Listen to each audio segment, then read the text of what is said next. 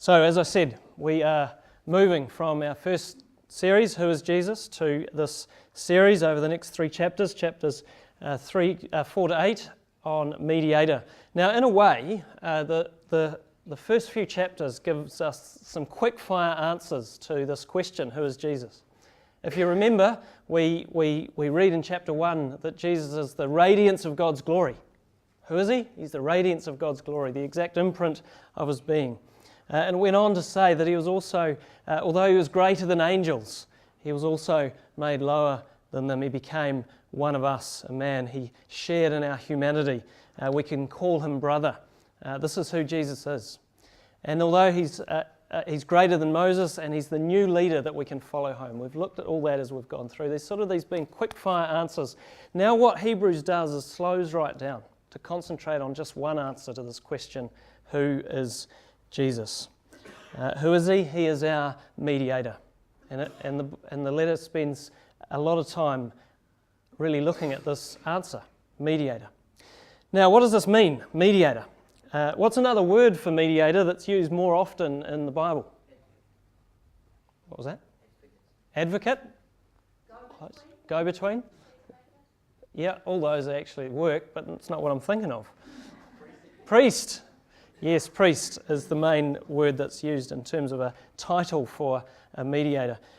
In fact, these chapters 4 to 8, that we're going to be dealing with over the next few weeks, really a short study or a sermon, if you like, on one verse in the Old Testament. It's Psalm 110, verse 4, which says this. It's up here. The Lord has sworn and has not changed his mind. You are a priest forever in the order of Melchizedek. And you'll see this verse actually quoted word for word in chapter 5, verse 6 of Hebrews. And so this is what it spends time sort of unpacking.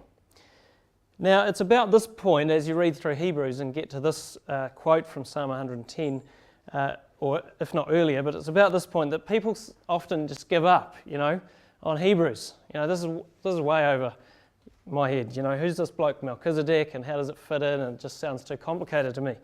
How do you pronounce his name anyway? Is it Melchizedek or Melchizedek or something else? Well, the good news is this morning you can ignore Melchizedek for now. We'll deal with him later because Hebrews comes back to this guy Melchizedek in a few chapters' time. For now, all we want to get in our head is this idea of Jesus as high priest and what Hebrews is saying about that. So before we look at this passage a bit more, what's a good definition of mediator, do you think, of high priest? We've had actually advocate, peacemaker. Anything else you want to add? Here's a definition: a person who enables people involved, dictionary definition, who enables people involved in a conflict come to an agreement. A go-between, someone said that. A mediator between God and us is someone who connects us with God, an intermediary. And we see in chapter 5, verse 1, you might want to get your Bibles open because I'm going to flick around a little bit.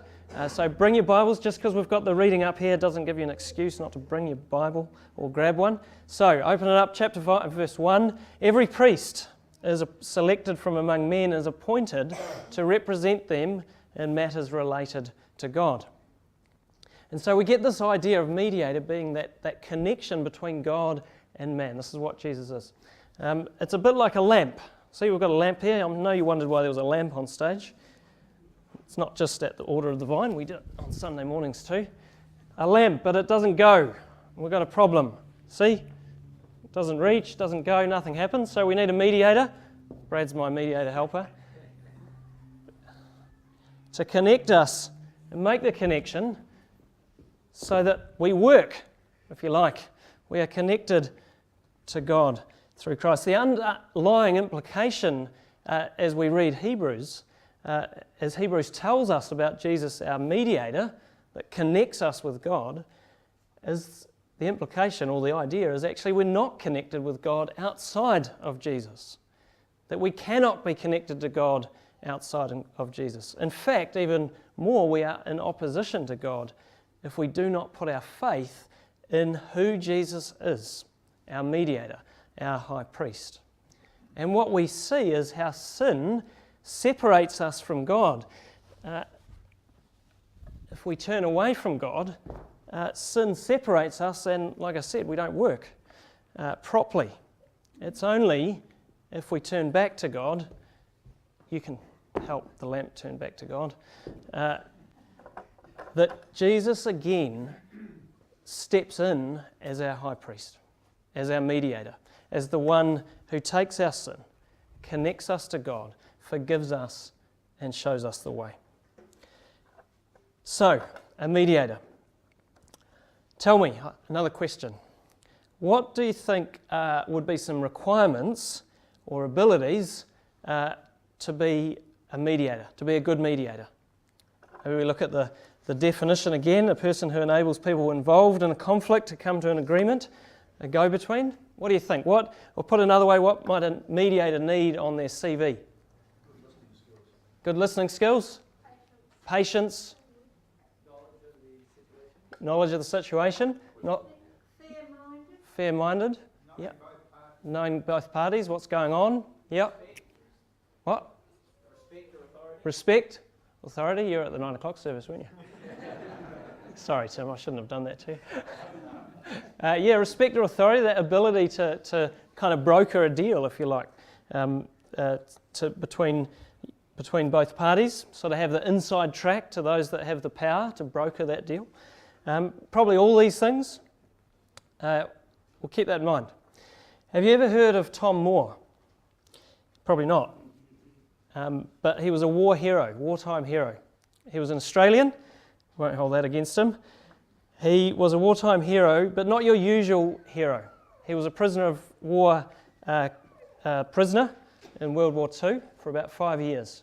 In 1940 he was taken into prison. And he wasn't a general, he wasn't an ace fighter, a pilot, but what he did do was recognised by both Germans and the Australians alike. In the POW camp, when he was put in there, he was assigned and put in charge of the Australian barracks, all the other Australian prisoners in the POW camp. And this meant that he was responsible both to the German authorities and the officers and those who ran the camp, responsible to them for the state of the barracks, and to the Australians, on the other hand, for representing their interests to the interests of the men to the Germans, the officers. There's a diary that's written by a fellow prisoner, and he writes about Tom Moore quite often. This is an excerpt from that. It reads, "The authorities expect Tom to see their displeasure when anything is wrong with the state of the barrack or the behaviour of the men. On the other hand, all the men look to him to champion their rights and liberties, real and imagined, to carry out the job efficiently and to retain the confidence of both sides is a rare achievement." But Tom Moore succeeded. He spent most of his days, it goes on, going to and fro between Germans and Australians and all the other leading figures in the camp, making sure everything was sorted out despite the appalling conditions, and he won universal respect. In a way, this is the intermediary role that Hebrews now describes for Jesus as mediator, the one who bridges the gap between one party and another. Now, I'm not saying God the Father is like a World War II German officer, of course, and I'm not saying the church is like a POW camp barracks. Some might disagree by the sounds of it.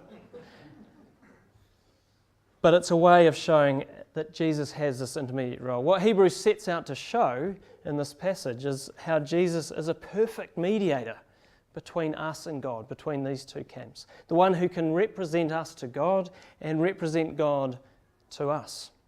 He has the perfect CV for the job, if you like. He has the inside track with both God in heaven and humanity on earth. He's been through it all, you could say, both through the heavens, as verse 15 says, into the very presence of God, and through the agony of temptation, of weakness, of suffering as a man, as one of us. That's why it says in chapter 4, verse 15, that we do not have a high priest who is unable to sympathize with our weakness, but we have one who has been tempted in every way, just as we are, yet was without sin. Jesus is one of us, you see. He's tempted in every way, yet without sin, it says. He was one of us, sent by God into this world as a man, chosen by God to be this high priest, this mediator to his people. That's what this passage is getting at, following on in verse 1 of chapter 5. Every high priest is selected from among men and is appointed to represent God's people in matters related to God, to offer gifts and sacrifices for sins. It's important to understand when we start reading through this stuff here in Hebrews that Jesus is being presented in the mold of the Old Testament high priests. Their job was to be the mediator, the go-between between God and his people. And the reason they needed a go-between, of course, was why? Because of sin, because of the thing that separates people from God. And so the whole role of the high priest revolved around offering sacrifices to atone for this sin, to reconnect the people with God. And they had to atone for their own sin and atone for the people's sin. But Hebrews now tells us that Jesus has now fulfilled what these Old Testament priests represented. He's not just the high priest of Israel. He's not just the high priest of Israel. He's the perfect and final high priest for all people, for all God's people who come to him and recognize that truth in faith. You see, unlike the Old Testament high priests, Jesus is perfect in his ability to be this mediator because he was tempted in every way, yet was without sin, and so can stand before the Father. You see, to be a mediator, you have to be able to stand before that other party and broker a deal. If you have a chink in your armour, so to speak, or a weakness that shows you up as unqualified to do this, the negotiations are going to break down pretty quickly, aren't they? And so the Old Testament priests had to offer up sacrifices to God to atone for their own sin so they could even get to a point where they could atone for others. Remembering sin was the very thing that means God's people needed this mediator. So these Old Testament priests that we read about in the Old Testament were woefully inadequate, really, but yet by God's grace, during this Old Testament period, he allowed these inadequate priests to be mediators. But now Jesus comes along and shows us that actually he doesn't have a chink in his mediatorial armour, if you like. He doesn't have the same problems that beset the Old Testament mediators, because although he was tempted in every way, yet he was without sin. He's a uniquely qualified high priest, a perfect mediator between God and us.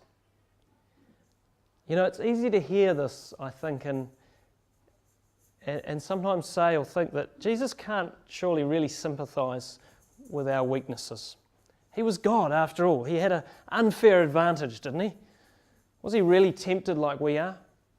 Can he really sympathise with what we're going through? It's a bit like me playing soccer with Levi. I have an unfair advantage, don't I? I can run faster. I can reach further. I can kick higher. I'm sure you've done this maybe with your own kids or with kids, and so you kind of pretend that you're equal with them, don't you? You just go through the motions, really. You have fun, but you pretend you're equal with them. Doesn't Jesus just pretend to be like one of us, but really he's God and walking around finding everything really easy? You know, I think Hebrews kind of anticipates this question, because these next few verses give us a different picture than this. 5 verse 7, we read that during the days of Jesus' life on earth, he offered up prayers and petitions with loud cries and tears to the one who could save him from death. You know, Hebrews is a bit like a fast-paced movie sometimes, a sort of fast-paced movie that most of the time you kind of haven't got a clue and you're not keeping up with where it's going. If you're like me, you have to ask your wife, where are we at? What's this scene about? Well, Hebrews is kind of flicked all of a sudden from Old Testament high priests to a particular event, I think, in the New Testament. And so we've got to keep up here. Does anybody know what this particular event in Jesus' final weeks is that I think Hebrews is pointing us to here? Would it be Gethsemane? Gethsemane, yeah. Gethsemane, the Garden of Gethsemane, the night he was betrayed, the night before he's crucified. It's kind of a case study that Hebrews is giving us, a case study of temptation and how Jesus dealt with it. It shows that far from being a walk in the park, that it was agony. Jesus went through agony as he cried out to his Father in heaven, with loud cries and tears, it says. Luke 20:22 speaks of Jesus sweating blood because he was under so much stress as he approached the cross and began taking on the reality, the full weight of sin and evil. Your sin, mine. Think how much he would have been tempted in the struggle to get out, to turn away from the path that he was on, to turn aside from the purposes that the Father had for him, to say, stuff this, I'm taking the easy road. I'm going the other way. But Jesus didn't, did he? He kept choosing the road the Father wanted him to travel, all the way to the cross. And it says here in verse 8, although he was a son, he learned obedience from what he suffered. And once made perfect through obedience, he became the source of salvation for all that obey him. There's beauty in this. Jesus learned obedience through what he suffered. He was made perfect through his obedience to the Father. As he submitted, committed to the Father's will, he was made perfect through that. And it meant that God's purposes could be accomplished.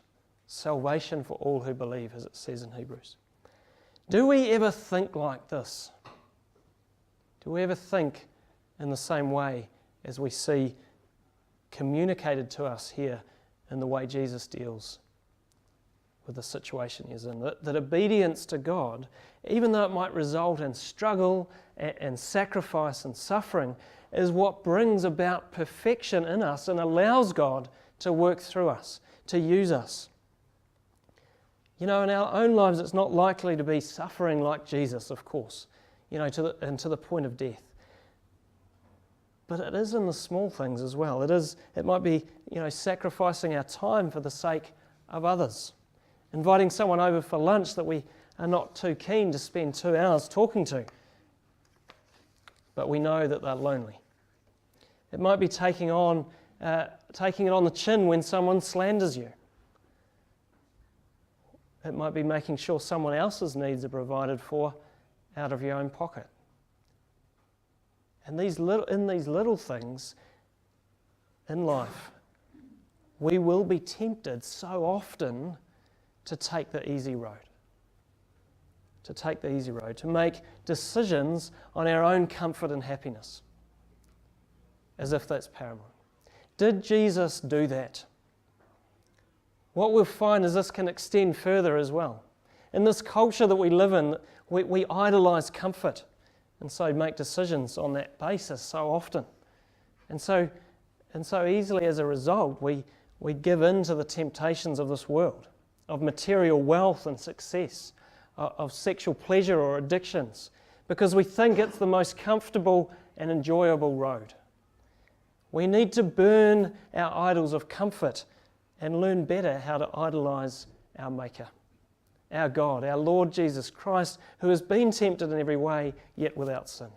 Learn better how to idolize Him, put Him first, and make decisions on that basis, even if it means the hard road, even if it means sacrifice, even if it means struggle. Look at how Jesus did it. Look at Him again in the Garden of Gethsemane. Learn from Him. He was tempted to get out, I'm sure. But his first port of call, not let's find what's comfortable. Now in verse 7, chapter 5, here in Hebrews, he offered up prayers and petitions. He went to his Father and prayed with loud cries, with tears, to the one who could save him from death. He prayed. He cried out to the Lord. He sought Him. What does he say in amongst us in Luke 22? We read at the end of this praying in the garden, sweating blood, crying out to the Lord, what does he say? Not my will, Lord, but yours be done. Not my will, but yours be done. Can we see how Jesus is able to sympathize with all our weakness? Surely the heart of sin is getting the sentence the wrong way round. Not your will, Lord, but mine. Can we see how Jesus is able to sympathize with all our weakness, to understand our struggles and represent us fully and perfectly in the very presence of God? What a mediator! Because that's where he is, isn't it? In the presence of God, mediating for us. As this passage started with, which really sums up or introduces this whole section, verse 14 of chapter 4, therefore, since we have a great high priest, a mediator, who has gone through the heavens, Jesus, the Son of God, let us hold firmly to the faith we profess. You see this Jesus, this man, our brother, who is one of us, tempted and suffered in every way, has not only gone through agony and suffering in this world, but he has gone through the heavens as well. What does this mean, gone through the heavens? Well, the heavens is simply a reference to where God is, isn't it? Later on in Hebrews, in chapter 9, it sort of picks up on this phrase and expands it, and it talks about the heavenly temple, picking up on Old Testament stuff again. We'll deal with that when we get there. But it talks about Jesus entering the heavenly temple, the true temple, if you like, the true place where God dwells, entering the inner sanctuary. That was where the high priest of the Old Testament went in once a year and into God's presence, as it were, and atoned for the sin of Israel. And so Jesus, it's saying, has gone through the heavens, into the heavenly sanctuary, to the inner sanctuary, to the very presence of God, the throne of God, as a mediator, as our mediator, uniquely qualified, uniquely positioned, yet at the very throne of God. And this should change us if we truly understand, if we get this. If God opens our eyes to the truth that Jesus is our perfect and willing mediator, it should change us. It should change us if we don't yet have faith in Jesus. It should change us if we already have put our faith in Jesus. Because wherever we are at in our relationship with God, the words of 4:16 can be ours. Can be ours. Let us approach the throne of grace with confidence. Let us approach the throne of grace with confidence and receive mercy and find grace. With confidence, because we know that Jesus is there. God is not somebody distant. He has come to us. He has given us Jesus as mediator. You know, often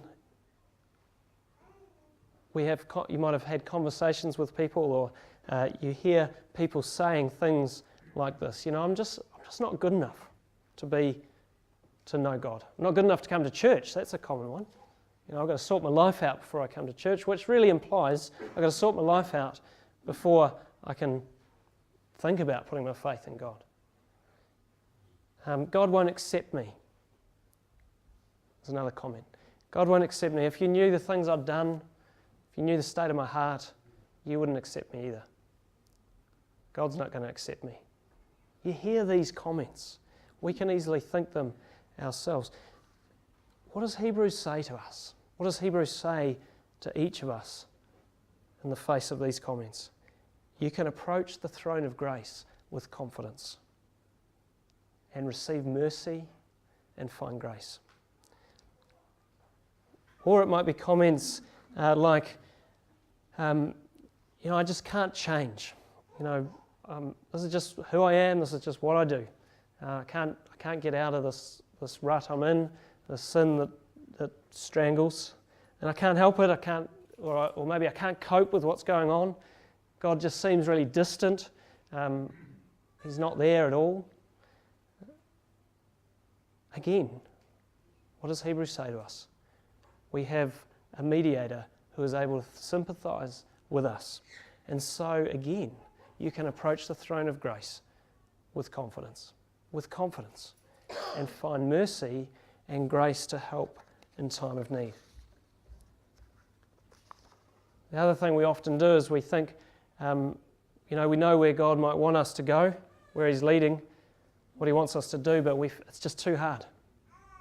We don't want to make that sacrifice. We don't want to change our comfortable life. We might think as we step forward as a church, we just can't do it because we don't have the people or the leaders or the resources. And so what happens? Our faith falters. And in a way, we almost knowingly stunt our faith. Our pride gets in the way because we have not fully realised that we can and should approach the throne of grace with confidence and find mercy and find grace to help us in our need. You see, Jesus is the perfect and only mediator between God and man. He has one foot in each camp, if you like. He's gone through agony and death of a man, and He has gone through the heavens. And so He continues, even now, even today, to reconcile us to our Father in heaven, to plead on our behalf, to comfort, to strengthen us with the comfort and strength of God. Therefore, since we have a great high priest, a great mediator who has gone through the heavens, Jesus, the Son of God, let us hold firmly to the faith we profess.